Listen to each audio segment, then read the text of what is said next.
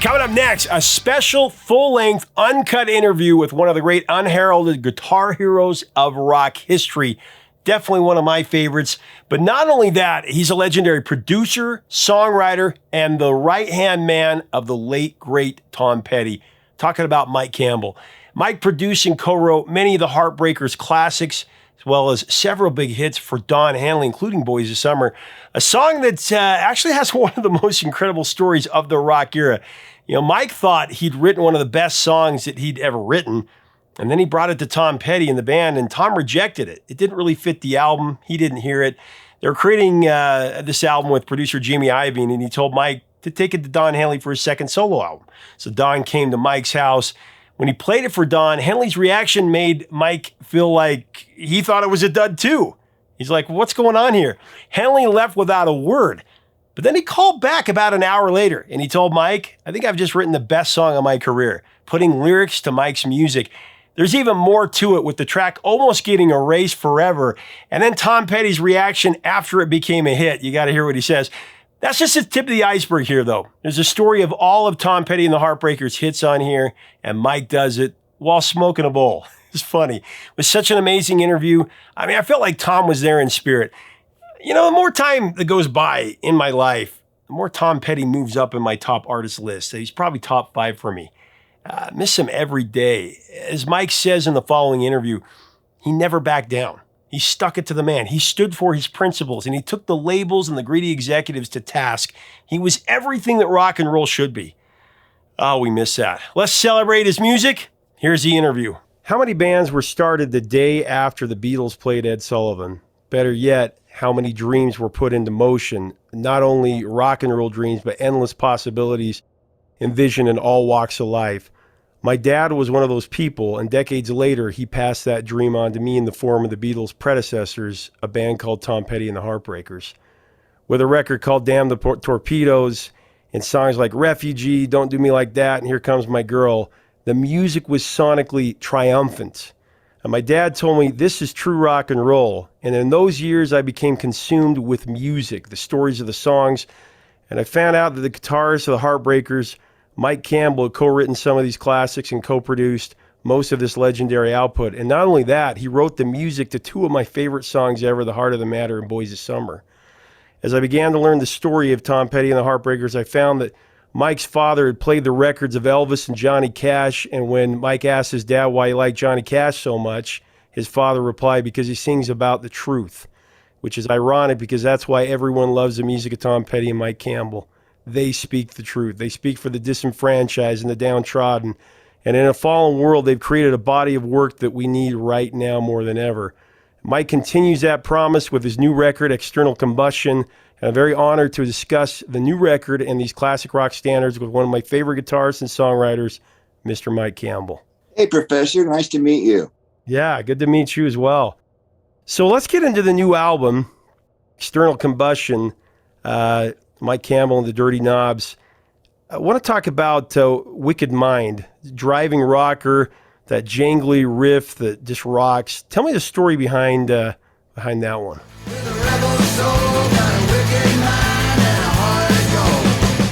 Well, I wrote that with the Dirty Knobs in mind, and the Dirty Knobs is my band. They're like a rock and roll boogie outfit, you know, and I knew that something along those lines would track well with them. This song was just a character, you know, going through his struggle in life to get through, being chased by some nefarious entity of some sort. And, you know, he's got his wicked mind with a heart of gold. You know, he's a likable criminal, maybe. So it was just a quick write, mostly around an excuse to play that guitar riff. You know, got a da da da da da da da da da da.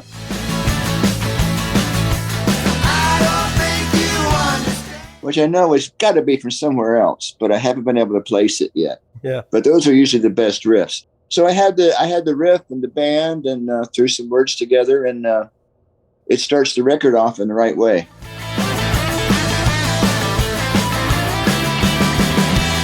I love the guitar solo and then the hand claps and that distorted voice when you say, jumped over the wall. I'm a sinner with a rebel mind. I'm a wicked man with a heart of gold. I love that Yeah, part. yeah. Thank you.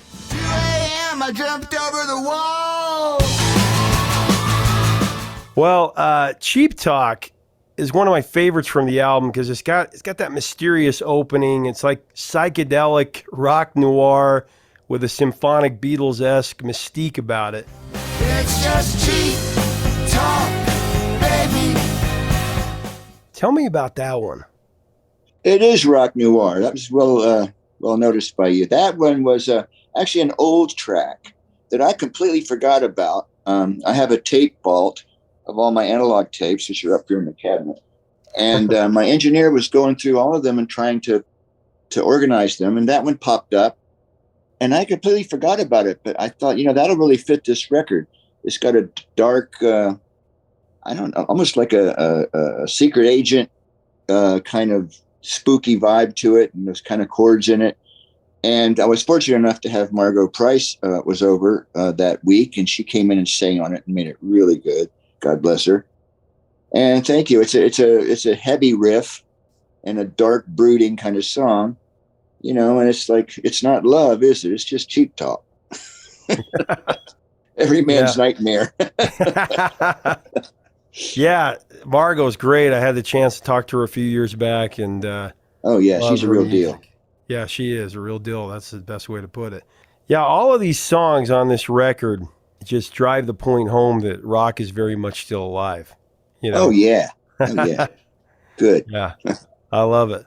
So I want to talk about some of the other songs a little later, but jumping into Damn the Torpedoes in 1980 and Refugee, Tom was going through, as I understand it, 2 lawsuits at the time, possible bankruptcy.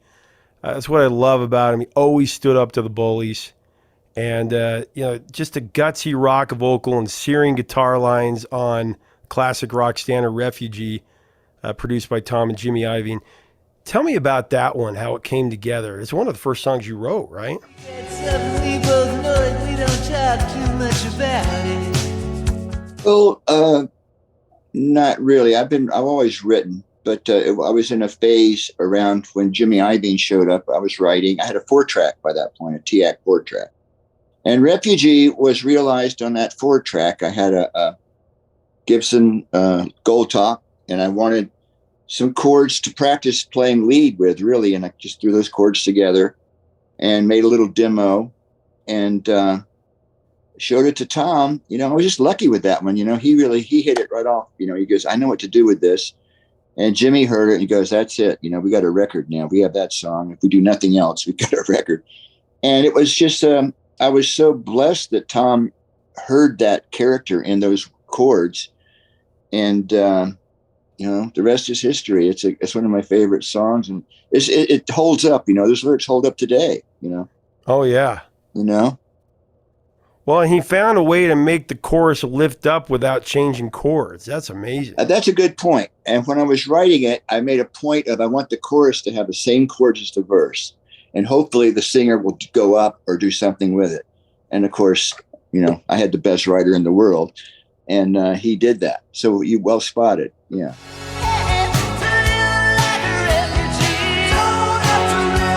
I always read that it took a long time to actually cut the track. It had a hard time getting the feel right. Tell me about that.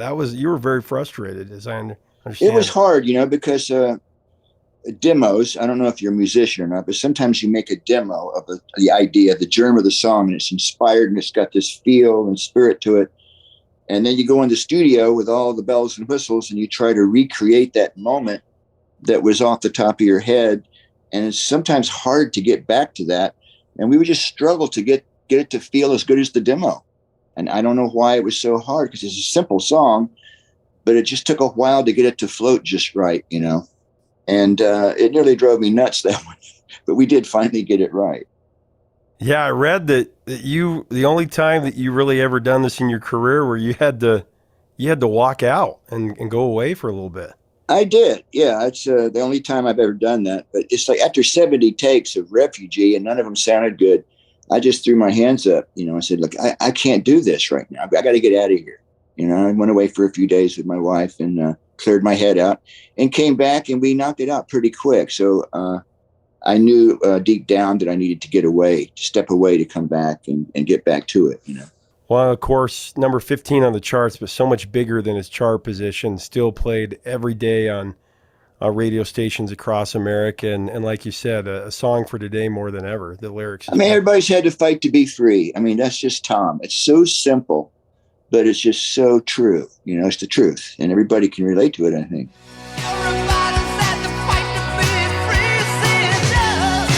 Well, Stop Dragging My Heart Around in 81, first single from Stevie Nicks' solo album, Belladonna.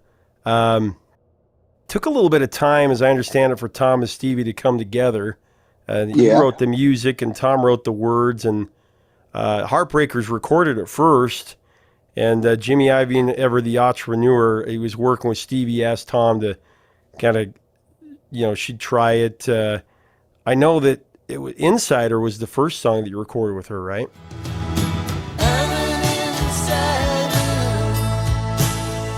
It could have been. I don't remember the chronology. Yeah. But Stop Dragging My Heart Around was going to be on our album. It was a Heartbreakers song, and Tom wrote all the words.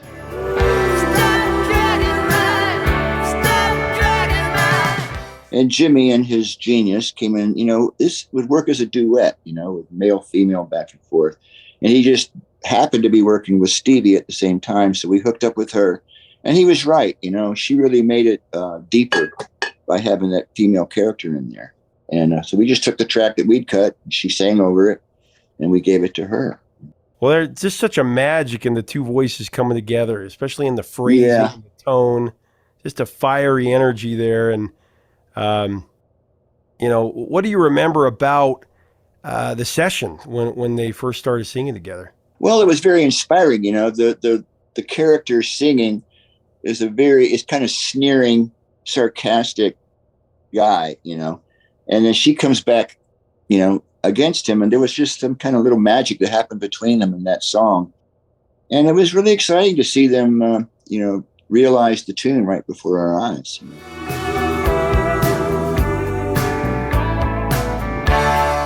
I've read a couple places where it said that Stevie really wanted to be in the Heartbreakers, and this is her chance. God bless her. Yeah. Well, we would have had her, but we don't have any girls in the Heartbreakers. Yeah. Yeah. Well, other great thing about this is Donald Duck Don played bass on it, right? He did, yeah. That was a stroke of luck too. He happened to be in town, and he came in and put his magic on it, and it was just a swampy groove that I had, and once again, I was just really lucky that the chords came together. Very simple song, really, but Duck put a swing to it, and then Tom, of course, wrote that great words. So I was in the right place at the right time. Yeah.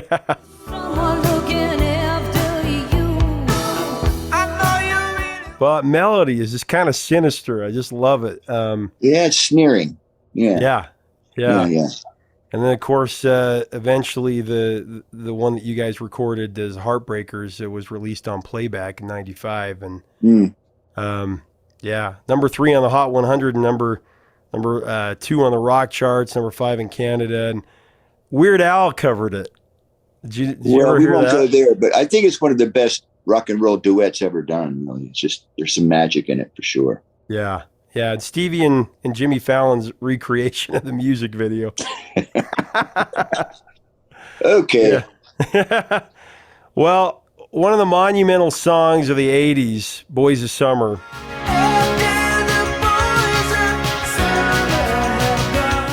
What a great story. Let's talk about that one. I know that you had a TF4 track machine, and Roger Lynn, and you and Petty were friends with him, and tell me about how that came together as you first started to record that. Well, I was making a demo. I had Roger Lynn had given me the original Lynn drum, which pissed a lot of drummers off back in the day. Yeah. But I was playing around with that and got all the little hand claps and da-da-das in it. Just one night, just goofing around. And then I also had borrowed Ben Mott's OBX synthesizer. And I came up with the chords on that to go with this drum beat, and then put some guitars on it, and I had the song basically the way it is, except I had a different chorus. And musically in the chorus, when I showed it to Tom, it went to this weird minor chord, which really did not lift up at all. And I remember Jimmy and Tom were listening to it and they go, that part sounds kind of jazzy. And I said, yeah, you're right. So they passed on it. And then I got the call from Jimmy that Don was looking for a song. So I went back to that and I thought, I'm just going to change these chords in the middle for the chorus and make it go into a major key. And Dad gave that to Don. And, he just was inspired by it and came up with that great song. Once again, there I was, the right place at the right time,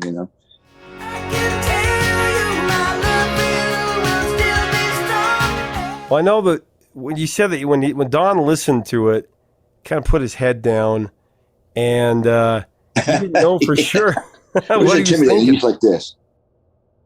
Didn't tap his foot, didn't nod his head, anything. I thought he hated it. And again, at the end, he goes, okay, thank you. And I left. And then he called me and said, I think I got the best song I've ever written. I go, really? He said, let me hear it. So that's the way he is. He doesn't give it up. Yeah. Well, then when he listened to it, you guys immediately went in and recorded it, as I understand it. Don changed the key. That was one of the Well, there's another example of the demo was just really good, and we had to recreate the demo, which is just always really hard to do. But we did it, the whole song, all the overdubs and everything.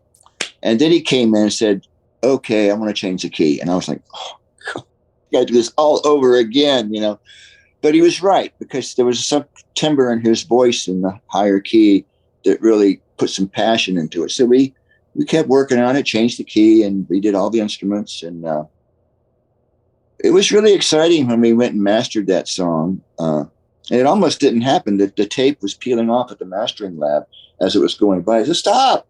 The tape is ruined, and they glued it back on and got it to go through. And so it was kind of a miracle that we were able to get that finished.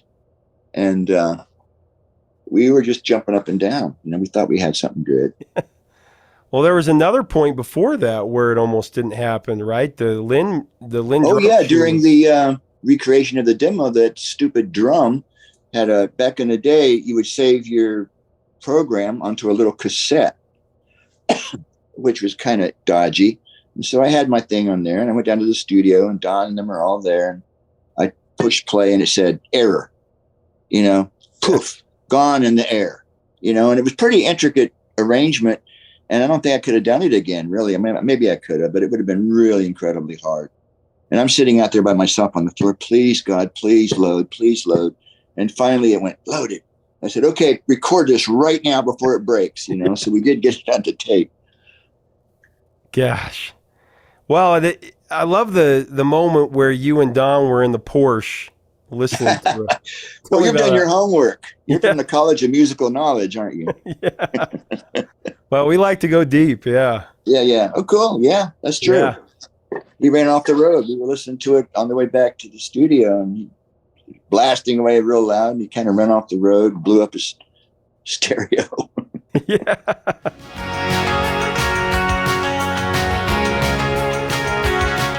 Well, the song, too, is such a great, lyrically and musically, it's one of those songs where some of the stuff in the 80s could sound a little outdated because of some of the production and everything like that. That's a song that still sounds so fresh. And that bridge, or that last verse, really, where he says, out on the road today, I saw a deadhead sticker on a Cadillac. Out on the road today, I saw a deadhead sticker on a Cadillac. Yeah. What great imagery, Yeah. To talk about. I think he wrote that. I think he told me he wrote that listening to the cassette while he was driving. So that's probably, I think he did see that as he was listening to the music, and he just put it into the lyric. Well, it's such a great analogy. Yeah, he's amazing. He's a genius, and so is Tom. They're both genius writers. Yeah. Yeah, and it really put that analogy out there of kind of the hippie turning into the yuppie in a way, right? Deadhead sticker on a Cadillac and leaving behind some of those lessons learned and everything. I love that, and the fact that years later the Ataris covered it and they changed the lyric to Black Flag, for their generation. I thought that was kind of That was kind of cool. But Yeah, Boys of Summer is a magical moment. I mean, I don't know how that happened. We captured some magic out of the air. The Genie in a Bottle came out that day, and we got a great spiritual musical track. And Don came through with a great vocal, and it holds up. I'm really proud of that one. And I knew it was good when it came out. The day it came out, KLOS played it 3 times in a row, yeah, which they never do. And I thought, okay, I think this was going to do okay. yeah, and it did. It went to the top 5, and was a huge song, huge video too. The video was great. Yeah, Don did good on it. Yeah, One of those lucky things, I think there's a lot of luck involved in songs like that. You can't plan that. They just magic happens when it happens for whatever reason, and if you're blessed to experience it, then you're lucky. Yeah, lightning in a bottle for sure. Right. Well, and also the time that you heard it with Tom in the car. I read a story how you were trying to change the station and every station was playing it. Yeah, he was gracious about it. I know it bugged him because we were in the studio mixing Don't Come Around Here No More. And we went out to the car, as you used to do back in the day, with a cassette to listen to the mix on different speakers. And we turned it on. I changed the channel. Oh, there it is. I changed it. He looked at me and he goes, "You were really lucky with that one, weren't you?" God bless him. But I think he was proud of me, and it gave me a lot of confidence. I think you said that he said I shouldn't have let that one get away. He did, yeah. And what honest. In his truth. Defense, though, the version he heard did not have the uplifting chorus chords, so I would cut him some slack on that one. Oh yeah, I would have passed on it too, the way it was originally when he heard it. Yeah, and he's in the middle of songs for the new album, and I know that it was a busy time, but he. I always wonder though what it would have sounded like, what song it would have been had Tom cut it, and put lyrics to it. Yeah, we'll never know. We'll never know. We can wonder about it. It would have been good, but it would have been way different. Yeah. Well, all these years later, what are your final thoughts on Boys of Summer?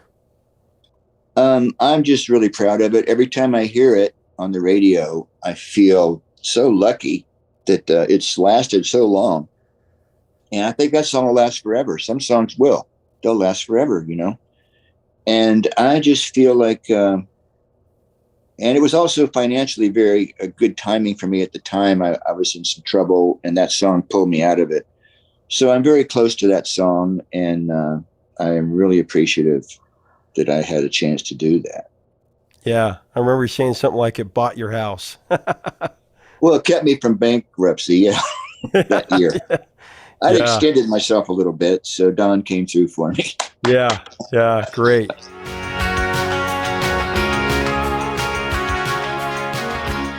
Well, let's talk about another one of the greatest songs of all time that I think will last forever. A song really about forgiveness, The Heart of the Matter. I've been trying to get down to the heart of the matter. Written with Don and the great J.D. Souther. And produced with Don and Danny Korchmar. How did it come to you first? Well, I'll tell you, it was first thing in the morning. I crawled out of bed and I had a guitar. And I liked this chord, which I learned from Bob Dylan. And so I just mindlessly went and hit that chord. And that was it. I thought, well, that's a good sketch. And then I took it in the studio and fleshed it out a little bit. It's pretty simple musically too. It just, 3 or 4 chords. And it's a really strong lyric. Don really came through on that one.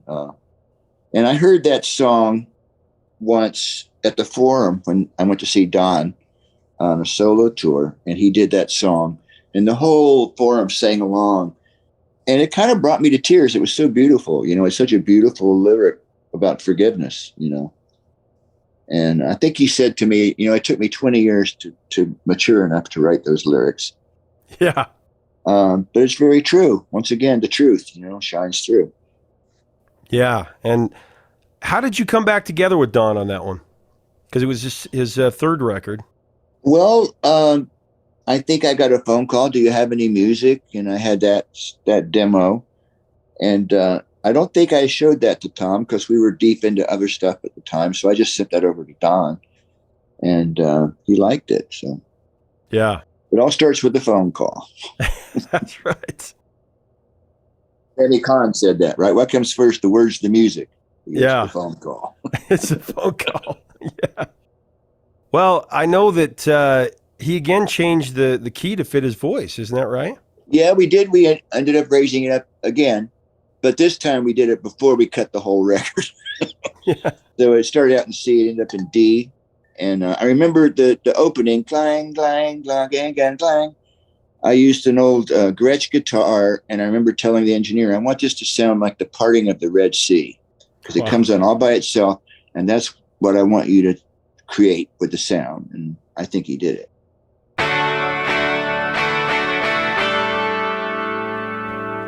Yeah, that's very cool. I didn't know that. Well, I just remembered that the other day, so I thought I'd share that with you. Yeah. Well, you both went in and basically recreated the demo. What was your first reaction when you heard Don's lyrics? I always like to ask that, especially with I'm always just kind of stunned. Like, it's just such a compliment, because when you write any kind of music or any kind of art, you're always hoping to inspire somebody, or that they're going to like it, or it's going to make them feel a certain way. And with Tom too, anytime, and with Don, when you have this piece of little baby that you created and you give it to them and they listen to it and they come back and give it to you and enhance it so much beyond what you could have done, it's a very spiritual feeling. It's a lot of a very loving, a gracious feeling, and almost it's very emotional, actually. When it's that good, you just feel, if he'd have been a girl, I would have kissed him. Well, and he said somewhere in an interview I read, Don, that he had been trying to write that song for a long time, say those lyrics, like you said, spent 20 years, and something that you really wanted to sing.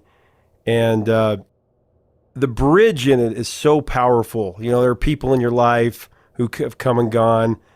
They let you down. They hurt your pride. You got to leave it all behind you because life goes on. You keep carrying that anger. It'll eat you up inside. What a great line. Yeah. I mean, That anger, it'll eat you up inside, baby. It's such great advice for... Who can't relate to that? I mean, I know. I know, exactly. And truthfully, forgiveness is a powerful thing. And the way he got that into a song was pure genius. Yeah, and talking about an old relationship, he heard a name, came up, he thought about it. It just puts, and that's why people relate to it so much, because it's something that people can put themselves right into that song, and it speaks to their heart and soul. Yeah, that's really a gift when you connect with people. Right, and Tom was real good at that too. Simple words that a lot of people can go, that's me. Yeah, I know how that feels, and it's kind of mysterious. Almost, I don't want to talk about it because I don't want to jinx it. Yeah. Well, the arrangement, you played keyboards and guitars according to liner notes, and those great background vocals. I believe it was Carmen Twilley and Julia and Maxine Waters. That was all Don's idea. Yeah, all the background gospel kind of vocals was all his idea. Well, what's your take on this song decades later? Your final thoughts on it? Well, it holds up. It's a universal theme. It's funny, a song like that, you go through your life and there's times when you need forgiveness or you need to give forgiveness.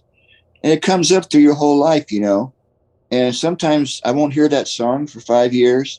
And it'll pop on the radio right when I'm feeling some kind of forgiveness issue in my life. And I'm like, oh, God, what a great song, That was really well done. And because it lives on and it connects, with the truth with people, forgiveness, don't be so miserable.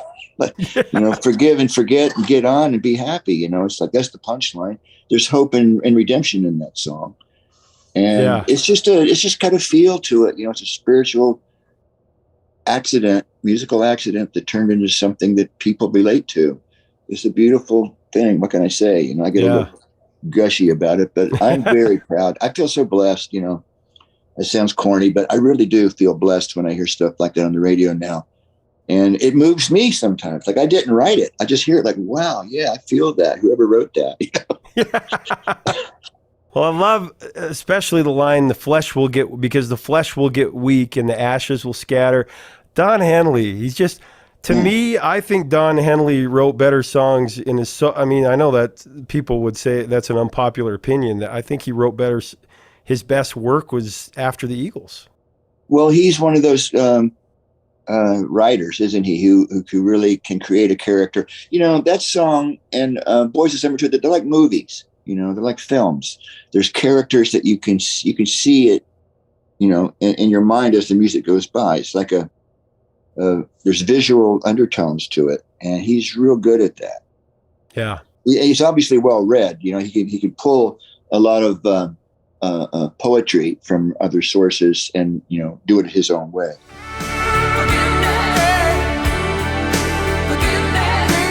Well, Full Moon Fever was made mostly in your garage, as I understand it. And such a great story about that album, because the record was rejected by the label. A lot of people are shocked by that. I mean, I could not believe that when I read that in an interview a few years after the record was made. I mean, I remember my dad buying it the day it came out, and I had kind of moved into new wave and stuff like that, and then he played Full Moon Fever, and I was right back into, you know, my love for Tom and for you guys and for your music. But Running Down a Dream, what an incredible guitar riff.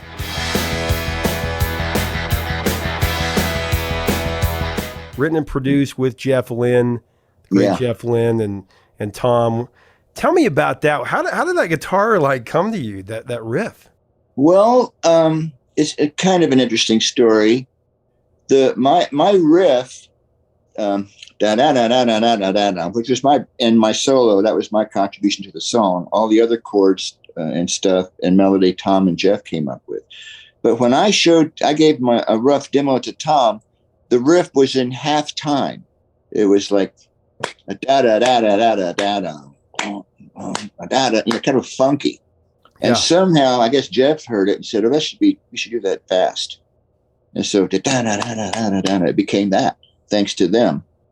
It was just a riff. I had been out to see a band somewhere that night and came home, and I was inspired to play the guitar from hearing them. And I think it was Jane's Addiction back in the day, and that riff just came to me. I don't know. Where do they come from? If I knew, I'd do them all the time. Exactly. Well, you know, second single from the album, and it was such a big hit. That album had 3 #1 rock hits, a hat trick. You know? Yeah, go figure. And they turned it down. Yeah, I know.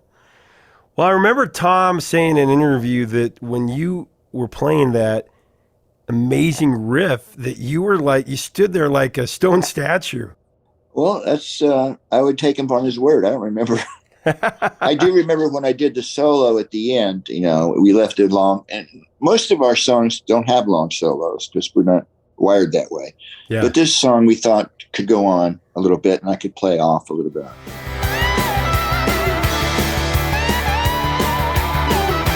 So it was all off the cuff, you know, wasn't rehearsed or anything. And I did it off the top of my head. And I do remember Jeff standing there. Jeff is hard to please. And I remember he was watching me. And when I did one of the more intricate things, he kind of went like this. Anytime Jeff looks over his glasses, you're either in big trouble or it's really good, you know? Yeah. So he was real proud of that. And, yeah, I stand corrected. It was actually the solo that Tom said that you just played that blazing solo. There's so much going on in it, but you played it like a stone. You were just kind of. Well, I'm not a dancer. Yeah. I was focused. I was doing my work, man. I was doing my job. I had to concentrate.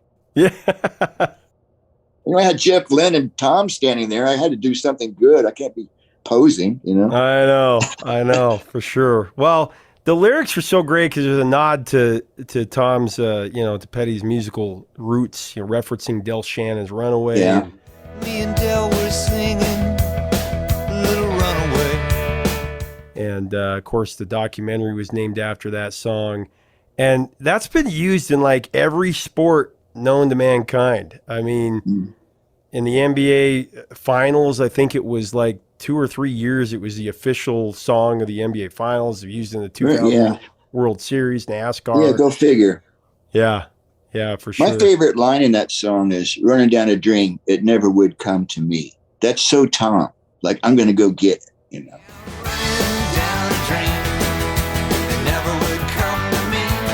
Yeah, for sure. Well, it's just been used so much in pop culture as well. You know, Larry Crown, that Tom Hanks movie, Guitar Hero 5, and that's how a lot of these kids are finding this music, you know, is through Guitar Hero.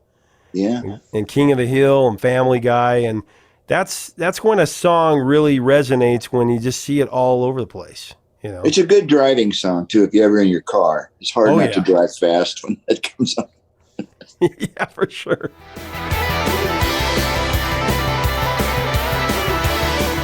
Well, produce from Free Fallin. Yeah, I'm free. Tell me about that when you guys laid down that track. Because I understand it was kind of a joke. The song started out as a joke, Tom just trying to get Jeff Lynne to laugh, right? Well, that's between Tom and Jeff. I did not co-write that song. They had just gotten together and worked on that, the two of them, and they brought it over to my studio to record it. And it's dead simple. I mean, there's 2 chords in it, really, maybe 3. And I did hear that story that he was just trying to, you know, get, you know, Jeff to react. You know, she's a good girl, loves her mama, whatever, loves horses. I don't know what happened, but, you know, Jeff has a great sense of humor, but he also has a keen wit about how to make a pop record. And you mentioned Refugee, who has the chords of the verse and the chorus are the same. Free Fallin's even more simple. I mean, it's just those same chords, and it was Jeff had a lot to do with making the chorus lift up with the same chords and coming back down for the verse. And, you know, the background vocals, and just Jeff was amazing. I mean, he was just working with him on that record was such a breeze. He was so sharp and everything went really fast. Like, they came over that afternoon and we got this song, and by 6 o'clock that afternoon, it was done. Yeah. You know, overdubs and all finished. It's like, wow, how did we do that? That's Jeff.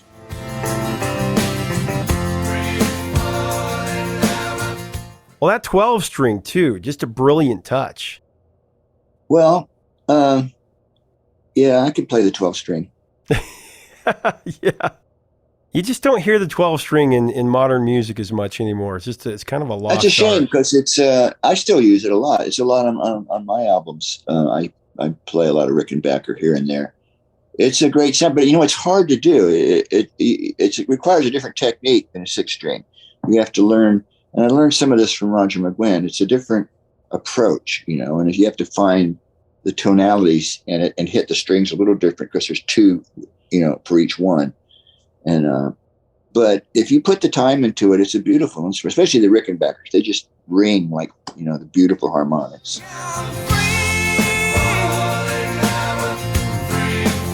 Well, I Won't Back Down. You co-produced that as well.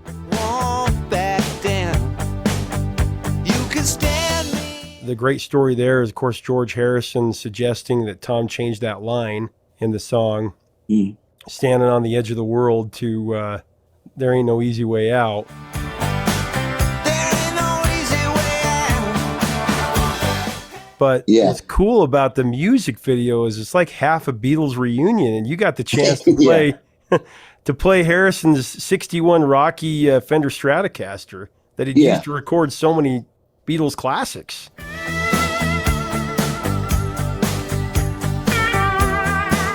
Well, let's hold that thought for 1 second. I want to share something with you. We went in the studio to produce, to finish off Free Fallin'. We were going to mix it.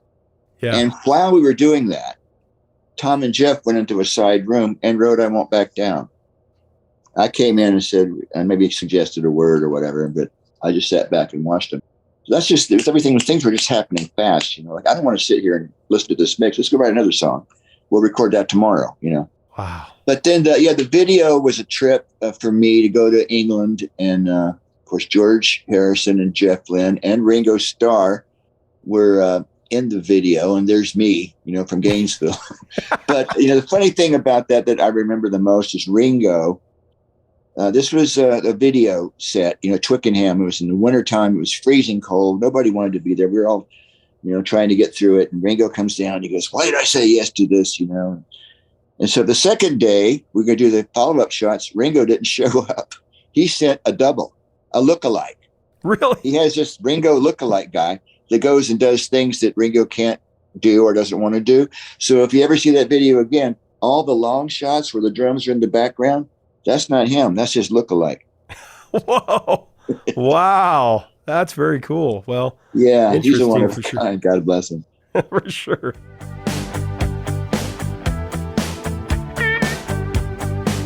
Yeah, so ending on, I won't back down. Just incredible that, that one of the moments that got you and so many into music, seeing the Beatles on Ed Sullivan, and then to be able to work with some of those people, just incredible. Yeah, aside from that, it's like a pinch yourself moment. But, George and Jeff and Ringo and Dylan, all those people are so gracious, to me, and so kind. And it was nice to see that they're genuine people and that they're not snobs. George especially was so friendly and generous. He would always bring gifts for me. If he's come over to the house, he'd bring me a jacket or a hat or whatever. I learned a lot from him about being a good person, really. Wow, very cool. Well, last song to talk about, and we'll jump back into the new album, is you co-produced Mary Jane's Last Dance, and what's so great about that song is it came at a time where everything had changed in the music industry, really. Grunge had taken over, and a lot of genres were kind of depleted with some of that happening. And, of course, Tom Petty, you guys come out with a record, and it's on the radio everywhere. It's a huge hit. Dance with Mary Jane, one more time to kill the pain. And as I understand it, that was an outtake from Full Moon Fever. Well, I don't think it was. I don't remember that. Yeah, I'd read that. I do somewhere. remember it was on a greatest hits record. Yeah. And they wanted a new song. And typically when a band does that, they just throw some crap together and but we wanted something good, and Rick Rubin was working on that with us. And so Tom came in with this great song, and it turned out to be as good as the hits. It became a hit too. Yeah. How lucky are we once again? Well, it's called Indiana Girl at first, right? It was. Yeah. Hey, Indiana Girl, let's go out and find the world. But he had the good sense of mind to make it deeper, Yeah. Tom was like that. He'd bring a song in, and then a week later he'd come in. "Oh no, I fixed all those bits that weren't right. You'll have better lyrics." Oh hell yes, honey, put on that party dress. Back into the new album. Well, one of my favorite songs from the record is the really mellow and methodical State of Mind. Love that song. It's a state of mind. Almost gospel tinge rock, And I love the horns. And tell me about that song. Well, that once again was from the old analog tape locker. I had forgotten about that song. And he went through and he showed me that one and a few of the other ones. So that one popped up, and I thought, that's pretty good. We could use something like that on the record. And I just like the simplicity of it. The words are pretty good. And we cut it. And thank God, Margo Price happened to be in town. And she sang beautifully on it. You left a hole in my heart. And then George DeCoulius and I thought, wouldn't it be great if we had some strings and horns? We never done that before. So they came in and blew our minds on it. I wanted it to sound like the band. Da da da da. And it came out really good. I'm really proud of that one. And, the words are very, I think, universal, Yeah, you both sound fantastic on that song. And Thank you. I love it when, turn this train around so I can go back home, especially at the end when you sing that last part, that final part on that. It's just really magical song. Turn this train around. Well, that's interesting. You would notice that because I had that line in the song, but I also had another line: "Turn this train around before it goes too far." And George and my wife both said, I think you should go back and sing the "So I Can Go Back Home." That's a better punchline, and they were right. Yeah, it's a great song. I can go back home. Electric Gypsy. I mean, what a great way to end the album. Electric Gypsy, take the wheel and drive for a while. Best solo on the album, I thought. Electric gypsy, take the wheel and drive. I agree. Thank you. And we just haven't finished. There's a video coming out this week of that song that's really good. We did it out in the desert. But that song, what I love about it, it's a little more lyrically involved than I might normally do, but it's so kinetic because it's only 3 chords, and I was just making up some words and writing them down real quick. And the band showed up that afternoon, and I didn't have the chorus yet.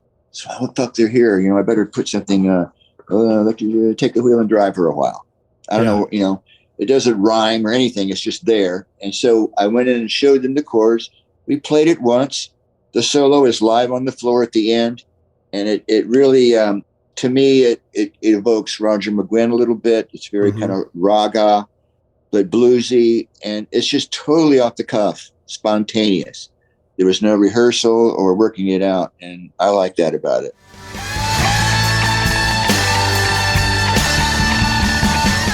Well, and you're going out on tour, headlining tour, and then with Chris Stapleton. Yeah, he was kind enough to offer us some third on the bill slots at some of the bigger places, but that'll be fun. And then our own tour is, smaller places. I'm starting over at the bottom again, which I love. And we're going to build ourselves up. I'd like to get the knobs to where they can play theaters, maybe the next tour around. Yeah. But we're starting small, and, we're going to go out and preach. Yeah, you got a great couple of great albums to choose songs from and the right set list from, and it's a great record. And thank you very much. I want to go. Proud of it. Oh yeah. It's I think it's great because there's a progression between the 2 albums, and it seems like it just keeps progressing. The sound and I don't think there's anybody else doing this kind of music right now. Quite this way. I think we found our little niche of rock boogie attitude that is ours, and music these days is so diverse and weird, but I think that we're staying true to, the old stuff, which is where I come from. Yeah. I mean, you probably saw that article a few weeks ago in the Atlantic about that old music is outselling new music 70%. Oh, that's good. It's better. It is. I'm sorry, kids. There's a lot of you out there, but when I was growing up, it was great back then. In my era, the Beatles, the Stones, the Animals, the Kinks, the Zombies, the Beach Boys. There was so much great music, and that's where my sources are drawing from, and that's what I'm trying to emulate in this band. Bring that music alive, keep it alive. I think it deserves to be. Absolutely, and you're carrying on the legacy of rock and roll. A couple of final questions, Mike, if you don't mind. Fine. I do want to bookend this with I love the memory that you shared about your father, because my father and I were like this growing up. We did not get along. We didn't see eye to eye on anything except for music. Not like this. Like this. Not like this. Okay. Like this. Yeah. And the only way that we could communicate was through music. And he raised me on all the music that you just said: the Animals, the Byrds, the Beach Boys, the Beatles, and of course Tom Petty and Springsteen and all the great music that came after. And I remember him. Tom Petty and the Heartbreakers were his favorite. Wow, cool. And what was his name? His name was Steve. Steve, okay. Yeah. And he passed away a few years ago, and that's what I love about this music is now I hear it and it has that connection. Of course, forgiveness happened and we came together later on in our lives. Yeah. And we had a great relationship, especially that last 7 years. But you tell the story about your father, and because I think that on TV we show this relationship in pop culture of fathers and sons throwing the ball around, the football or the baseball, but they never really show that relationship of music. And that is so important. It's such a connection between fathers and sons and families. Tell me that story about your dad and the records that he listened to, Elvis and Johnny Cash and that story. Yeah, okay. Well, my dad was not an athletic type guy. We never played catch or shot baskets, and he was in the Air Force, and he would come home and lay down on the couch and put these records on, like with Johnny Cash. And he would just zone out. He'd lay back on the couch, his eyes would close, and I'd look at him like, what's wrong with Dad, And then I would hear this music, and of course, Scotty Moore with Elvis and Luther Perkins with Johnny Cash, these guitar players in these records. And we would talk about the music, and it was a connection between us that we had.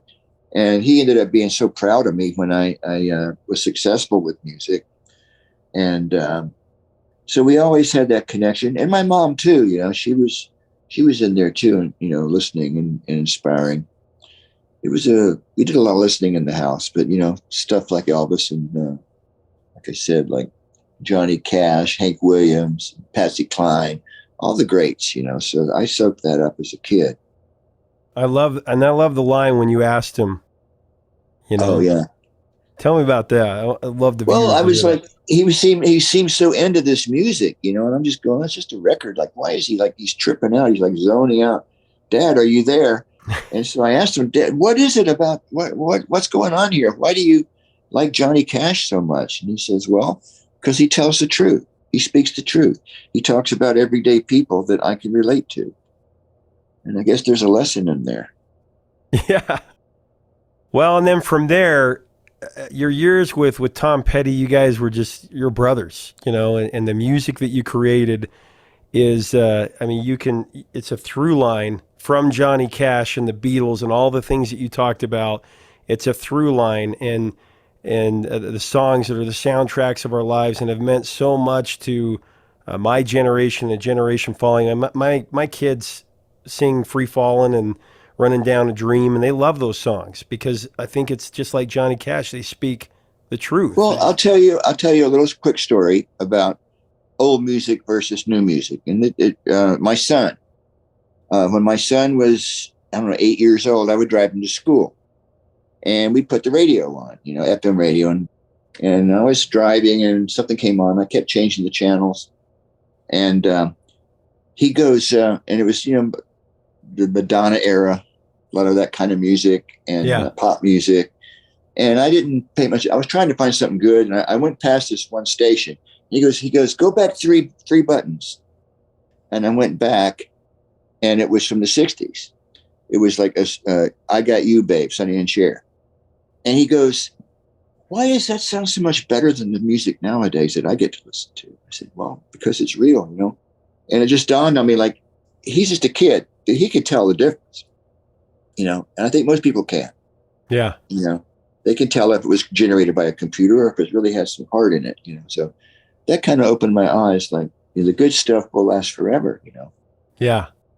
I remember Brian Setzer once said to me, I said, how do we get people to listen to rockabilly and this great music from the 50s? And he said, you just play it. Just playing the record.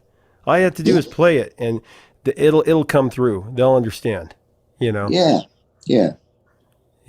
That's true. I think the cream rises to the top, And it's not just being an old fogey. Like when I was a kid, like, oh yeah, the Beatles they suck. And Frank Sinatra, that was the real. But no, I think that we're right. The 60s was the real shit. It was a renaissance, and it was inspiring to be learning to play an instrument back then. There was so much great music, and it's not like that now. It's just not, it's cookie cutter stuff. And it's hard to find something new that I like. I always go back and listen to the old stuff again, but that's me. Well, speaking of the record labels, the gatekeepers are keeping out, I think, a lot of the great music, because there is great music out there. But it'll come through. The will. Kids will find it. People will find it because you can't hide that quality. It's always there. And I think you compare it to what's going on now, and you can tell, anybody can tell, like, that's better. Yeah. Well, last question for you. It's a two-part question. First, What is the greatest piece of wisdom that you learned from Tom Petty? I mean, it's so important to keep that music alive, and it will be alive forever. But for the new generation, a lot of young kids watch this channel. What's the greatest piece of wisdom that you learned in playing and writing with Tom? Well, Tom was a great leader. Of course, he was closer than a brother to me. We just connected, and I miss him terribly. But I learned a lot from him. He might have learned a little from me too, but I learned a lot about leadership and about confidence. Tom had confidence, like, we can do this, and I'm gonna make this good. We're gonna be great. We can do it. We're good. We're good. We get, and not kind of like, well, I don't know, maybe we're okay. No, he was like, and confidence is like 90% of the game. Playing, singing, whatever, writing, whatever it might be. If you believe in yourself, that's what it was. He believed in himself, and he believed in the band, and he was not going to stop until we broke through. And I owe that to him. Yeah, he always stood up, like I said, to the bullies.